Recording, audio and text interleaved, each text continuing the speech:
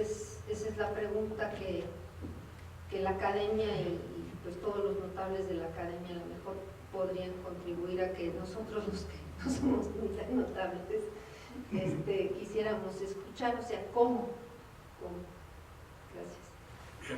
Jorge Dado Navarrete, apenas una muy pequeña nota de pie de página sobre el asunto del estancamiento secular.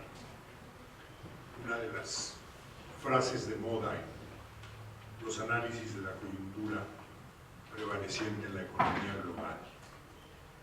Yo tengo la impresión de que en muchos círculos de análisis de la economía global en los países avanzados todavía no se ha hecho el ajuste del cambio de situación respecto de las contribuciones relativas de las economías avanzadas y del resto de las economías al producto total, o a lo que algunos llaman el Producto Mundial Bruto. Cuando la contribución de las economías avanzadas era superior a 2/3 o a 3/4 del Producto Mundial, no resultaba tan ilógico que lo que ocurría en las economías avanzadas se pensara que era lo que ocurría en el conjunto de la economía mundial.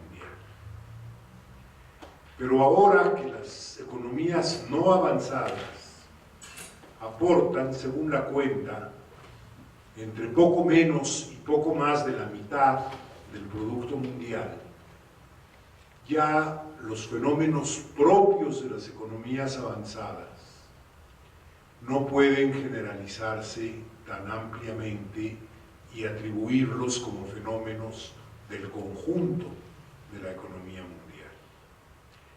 Y tengo la impresión de que el estancamiento secular es una circunstancia, una situación que afecta en este momento y a partir sobre todo de la gran recesión, sobre todo al sector avanzado de la economía mundial, que antes de la crisis tenía ya, en lo que iba del siglo, un crecimiento relativo inferior al de los países no avanzados y que obviamente se agudiza en los primeros años de la crisis. Aquel crecimiento relativo menor venía de factores demográficos, como lo ha señalado Alejo, factores demográficos que explican un mucho menor dinamismo de la mano de obra por razones demográficas en las economías avanzadas que en el resto del mundo. Pero después se agudizaron con otros factores de decisiones de política a las que acaba de aludir nuestra presidenta. Se adoptó por el austericidio generalizado en buen número de los países avanzados y evidentemente están pagando ahora el precio de esas políticas. Creo que muchos están dispuestos a rectificar poco a poco, pero tengo la impresión de que la balanza se está moviendo a favor de políticas que den mayor importancia relativa al crecimiento de la economía y a la creación de empleos que al mantenimiento de algunos equilibrios de precios y financieros. Y si eso ocurre, la perspectiva de estancamiento secular puede modificarse hacia finales del presente decenio, que ya nadie lo salvará de ser conocido en la historia como los flat teens, los años 10 aplanados en términos de crecimiento. Gracias. Gracias. Giselle Morales.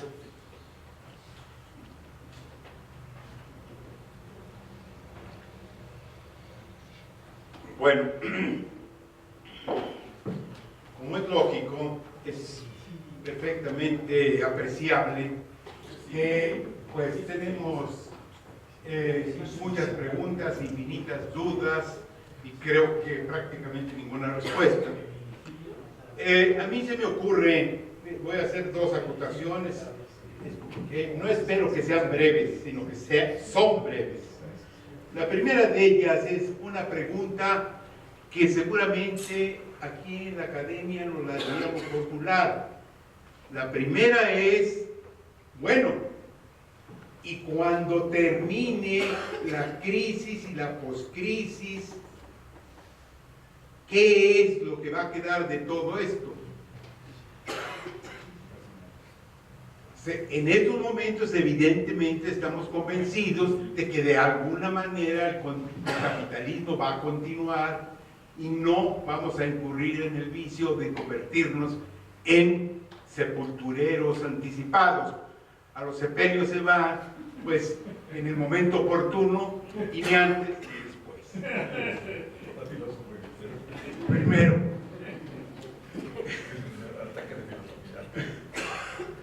En segundo lugar, naturalmente, y como algo dependiente de esa pregunta básica, pero pienso que es la que nos corresponde a nosotros como Academia de Economía Política, porque es útil que nos imaginemos un temario o una agenda de la economía política del siglo XXI. Pues eso es lo que resulta provechoso. Bien, dentro de eso, ¿cómo le va a ir a nuestro país? Parece que no muy bien, o parece que bastante mal según el talante y las ópticas de cada uno de los aquí presentes, pero sobre todo de los señores que tienen el bandero en el poder. Y entonces me llamó la atención, me parece que fue Alejo el que lo planteó así, la llamada economía informal. Yo quiero señalar que la pobreza del siglo XX naturalmente va a ser una pobreza urbana. No lo es probablemente en estos momentos, pero sí lo va a ser, primero. Segundo, la informalidad.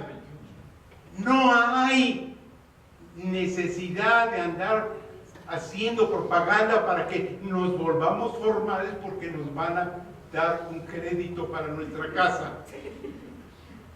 La informalidad es una excrescencia totalmente de carácter sistémico. No va a haber forma de resolver eso. La informalidad llegó para quedarse y seguirá creciendo. No hay duda ninguna sobre eso, como seguirá creciendo la pobreza. Como seguirán creciendo los cinturones de pobreza de carácter urbano. Pues ¿por qué? Porque el signo actual del desarrollo capitalista es la eliminación primero y algo que ya alguien mencionó por aquí, la exclusión después. ¿Y cómo se va a resolver la exclusión? Dudo mucho que tengamos entendederas, yo por lo menos no las tengo, para aclarar, bueno, ¿y qué va a pasar con los excluidos? Que son muchos y podrían estar muy enojados.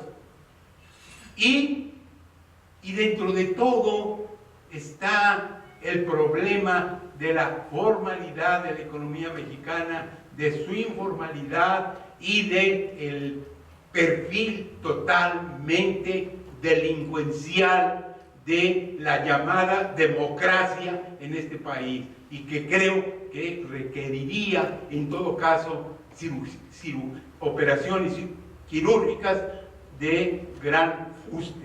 Muchas gracias. Eso es todo. Le vamos a ofrecer en el sentido inverso la palabra a los cuatro ponentes. Digo, en el sentido... Sí, ya entendiste.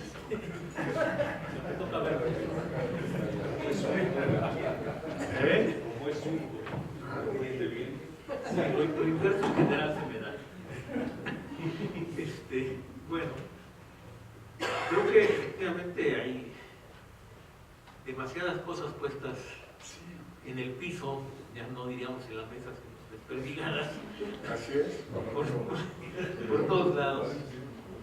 Y es un poquito complicado atender a una y dejar como 80. Pero bueno, 2, 3 cuestiones.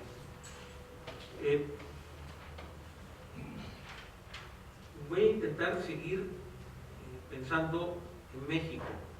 Una buena parte de los comentarios han abierto más la perspectiva y nos han situado en el espacio de la sociedad y la economía mundial.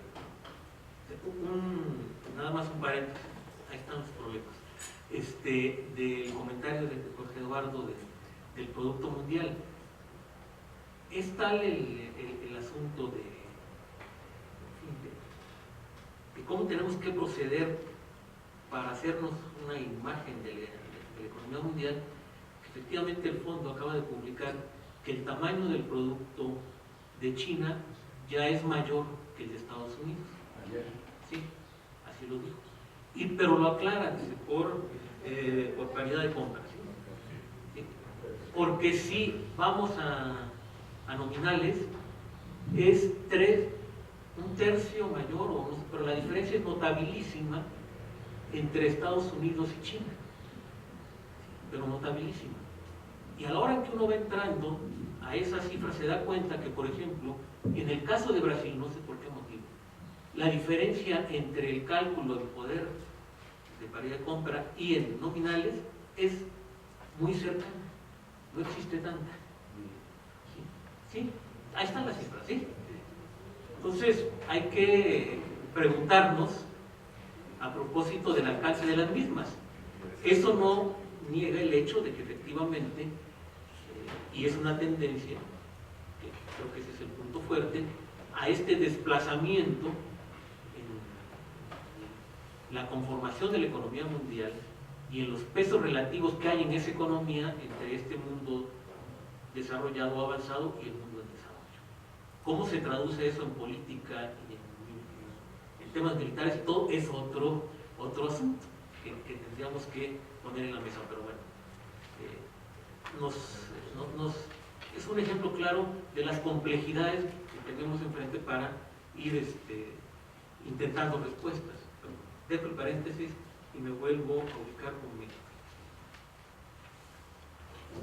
Uno puede sostener que la parte positiva de este modelo exportador está en torno a esta nueva industria cuyo ejemplo mayor es la automotriz. Y efectivamente se siguen anunciando inversiones en México, incluso de otras empresas, que Hyundai, que Mazda está creciendo, que los chinos ya vienen, y además, el otro día alguien comentaba, quizá con un matiz interesante, por ejemplo, Volkswagen anuncia retiros de Brasil y no de México. Entonces uno puede decir, ahí hay un espacio de transformación de la economía, y sin ninguna duda en Silao, en San Luis Potosí, en Aguascalientes, el mundo ha cambiado con estas industrias.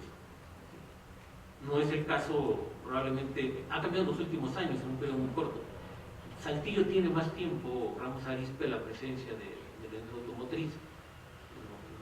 Y el de México ha cambiado también de la ciudad porque se han ido. ¿Sí?